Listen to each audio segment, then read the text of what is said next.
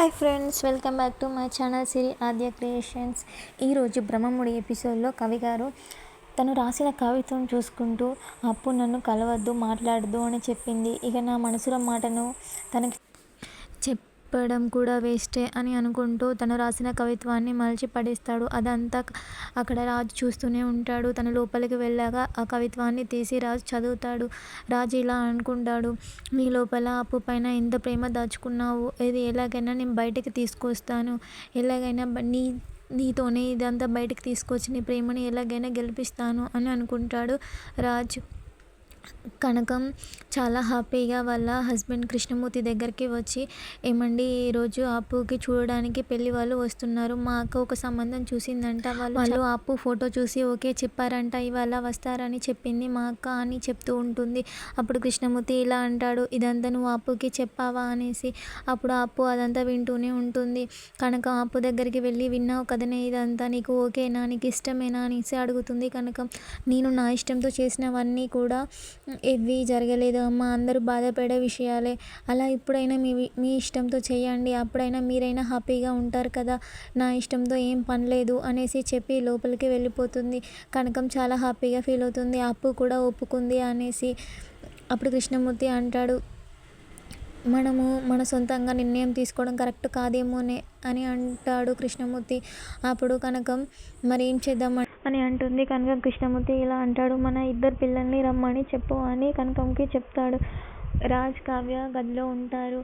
కావ్య రాజుని ఇలా అంటుంది, చేసిందంతా చేసి ఇప్పుడు ఎలా సుధపూసలా కూర్చున్నాడో చూడు, ఎలా చూస్తున్నాడో చూడు అని అంటుంది కావ్య. ఏమండి ఒకసారి ఈ ఫింగర్స్లో ఒకదాన్ని పట్టుకోండి అని 2 ఫింగర్స్ని చూపిస్తుంది. ఎందుకు అని అంటాడు రాజ్. మనకి అమ్మాయి పుడుతుందా అబ్బాయి పుడుతుందా అనేసి అని అంటుంది కావ్య. ఏంటి అని అంటే, నైట్ జరిగిన శోభనానికి అమ్మాయి అబ్బాయి అని ఇప్పుడే డిసైడ్ అవుతున్నావా అనేసి అంటాడు రాజ్.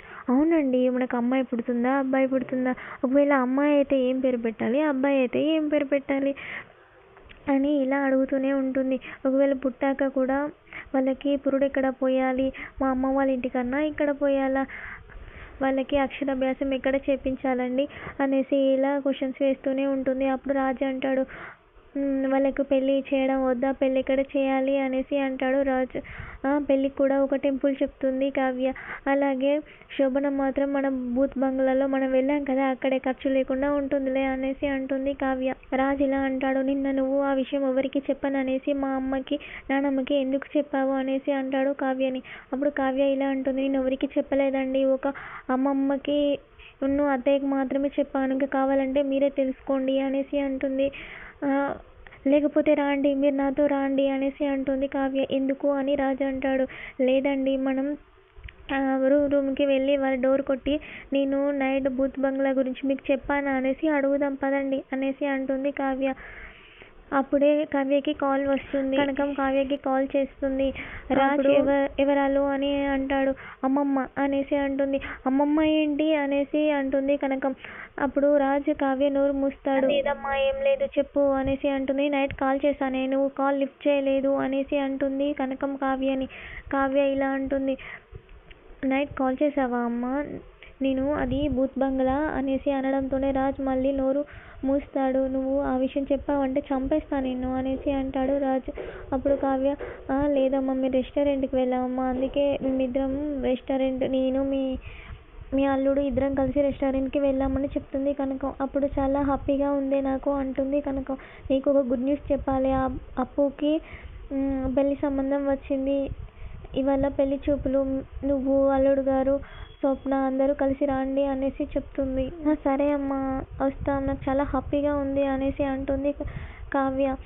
రాజ్ ఏంటంట, మీ డాడీ తండ్రి కాబోతున్నాడా అనేసి అంటాడు రాజ్. ఏంటండి ఏం మాట్లాడుతున్నారు అనేసి అంటుంది కావ్య. ఏమవుతుంది, తన తండ్రి అయితేనే కదా మీరు ముగ్గురు పుట్టింది అనేసి అని అంటాడు రాజ్. సర్లే విషయం చెప్పు అంటే, గుడ్ న్యూస్ చెప్పాలా వద్దా మీకు అనేసి అంటుంది కావ్య. చెప్పు అని అంటే, అప్పుకి పెళ్లి సంబంధం వచ్చిందంట, తను కూడా ఒప్పుకుందంట అనేసి రాజ్కి చెప్తుంది కావ్య. కావ్య రాజ్ని ఇలా అంటుంది, నిన్ను కూడా రమ్మని చెప్పింది, మన ఇద్దరిని రమ్మని చెప్పింది మా మమ్మీ అని అంటే, నాకు వేరే పని ఉందిలే, నువ్వు స్వప్న వెళ్ళండి అని చెప్తాడు రాజ్. బంటి అప్పు దగ్గరికి వస్తాడు. ఏంటక్క నీ పెళ్లి చూపులు అని అనుకుంటున్నారు, అది నిజమేనా అనేసి అంటాడు బంటి అప్పుతో. ఆ విషయం ఎవరైనా అబద్ధం చెప్తారా అని అంటుంది అప్పు. ఏంటక్క నువ్వు తీసుకున్న నిర్ణయం నాకు అసలు నచ్చలేదు, ఒకసారి ఆలోచించక్క అని అంటాడు బంటి. నేను నా ఇష్టంగా చేసిన ఏవి నేనే వెతుక్కుంటూ వెళ్ళినవి నాకు అందట్లేదురా, అందుకే అమ్మ నాన్న ఇష్టమైన ఈసారి జరగనివ్వు అనేసి అంటుంది అప్పు. నువ్వు కళ్యాణ్ చాలా మంచోడక్క, నువ్వు కళ్యాణ్ని చేసుకోవచ్చు కదా, కళ్యాణ్కి కూడా డైవర్స్ వస్తున్నాయి కదా, నువ్వు ఒకసారి అడగొచ్చు కదా అక్క అనేసి అంటాడు బంటి. ఏంట్రా అతనికి విడాకులు వస్తున్నాయని నేను అతన్ని అడగాల, నా ప్రేమకు వాల్యూ లేదారా, అయినా కూడా తను స్నేహంలానే ఫీల్ అవుతున్నాడు, నేను ఎలా అడగాలి అని అంటుంది అప్పు. అప్పుడు బంటి నువ్వు ఎక్కడున్నా కూడా హ్యాపీగా ఉండాలక్క, నాకు అదే కావాలి అనేసి చెప్పి అక్కడి నుంచి వెళ్ళిపోతాడు.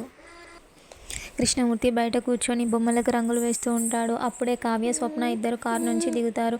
అది చూసి చాలా హ్యాపీగా ఫీల్ అవుతాడు. ఏమే కనకం, అగో పిల్లలు ఇద్దరు వస్తున్నారు అని పిలుస్తాడు కనకంని. కనకం చాలా హ్యాపీగా పరిగెత్తుకుంటూ వస్తుంది.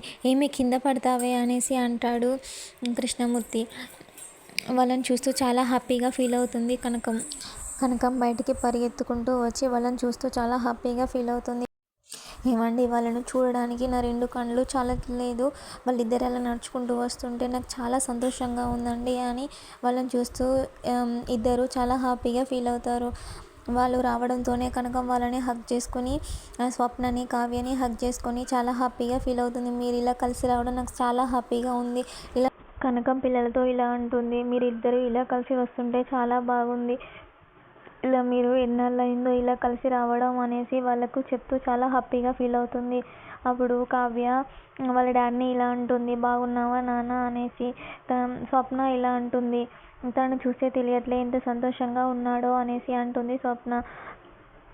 ఇలా మాకు చెప్పట్లేదు ఏంటమ్మా, పెళ్లి సంబంధం పెళ్లి చూపుల వరకు ఇప్పటి వరకు కూడా మాకు చెప్పలేదు కదా, ముందే ఎందుకు చెప్పలేదు అని అంటుంది స్వప్న. అనుకోకుండా అలా అయిపోయింది, కానీ అప్పుని ఒప్పుకుంటుందో ఒప్పుకోదో అని కొంచెం భయంగా ఉంది అని అంటుంది కనకం. అప్పుడు స్వప్నం మేము చూసుకుంటాంలే అనేసి లోపలికి వెళ్తారు. లోపలికి వెళ్ళి వాళ్ళ దగ్గర స్వీట్స్, పండ్లు అన్నీ కనకంకి ఇచ్చి వెళ్ళి వాళ్ళకు పెట్టమని అప్పు దగ్గరికి వెళ్తారు. అప్పుని కనకం పిలుస్తుంది. ఏమే అక్కలు ఇద్దరు వచ్చారు, ఒకసారి చూడు అనేసి అంటుంది. అప్పు వచ్చి కావ్యని హగ్ చేసుకొని చాలా హ్యాపీగా ఫీల్ అవుతుంది అప్పు. అప్పుడు స్వప్న ఇలా అంటుంది, అప్పును బాగా చూసుకుంటూ ఏమే నీకు ఏ మూలనన్నా కొడలయ్యే లక్షణాలు ఉన్నాయని అనేసి అంటుంది అప్పుని స్వప్న. అప్పుడు అందరూ నవ్వుతారు. కావ్య అప్పుని ఇలా అంటుంది, ఏమే కానిస్టేబుల్ అవుతానని కొడలివే అవుతున్నావా అనేసి అంటుంది. అప్పుడు అప్పు ఇలా అంటుంది, ఏం చేద్దామక్క, అన్నీ మన చేతిలో ఏమీ ఉండవు కదా అనేసి అంటుంది అప్పు. సర్లే నేను రెడీ చేద్దామని వాళ్ళు లోపలికి వెళ్తారు.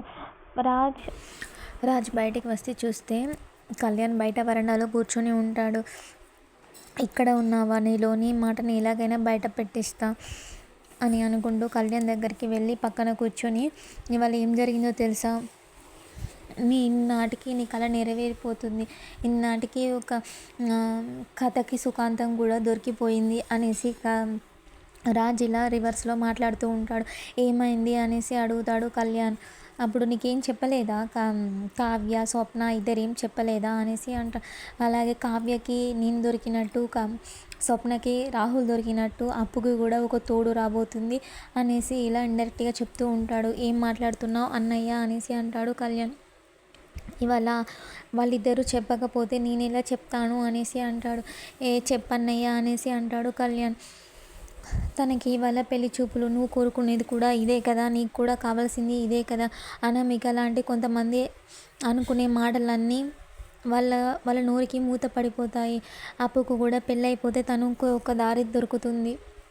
అప్పు వాళ్ళ కుటుంబానికి అప్పు లేకుండా అప్పు పెళ్ళి చేయాలి, అది నేను చూసుకుంటా, కానీ నీకు మాత్రం ప్రాబ్లం మొత్తం సాల్వ్ అవుతుంది. నువ్వు ఇన్ని డేస్ బాధపడుతున్నావు కదా అప్పు గురించి, ఇప్పుడు అప్పుకు పెళ్ళైపోతే నీ బాధ కూడా తీరిపోతుంది అనేసి ఇలా మాట్లాడుతూ ఉంటాడు రాజ్ కళ్యాణ్తో.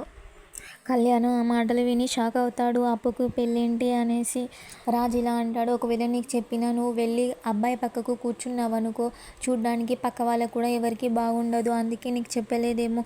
అప్పు కూడా నీకు చెప్పలేదా కళ్యాణ్ అనేసి అడుగుతాడు. అప్పు కూడా నాతో మాట్లాడట్లేదు, తను కూడా నాకు చెప్పలేదు అనేసి చెప్తాడు కళ్యాణ్ రాజ్తో. కావ్య వాళ్ళ మమ్మీ చెప్పకు, నీతో చెప్పద్దు అని చెప్పిందేమో కావ్య, అందుకే నీకు చెప్పలేదేమో అనేసి అంటాడు రాజ్.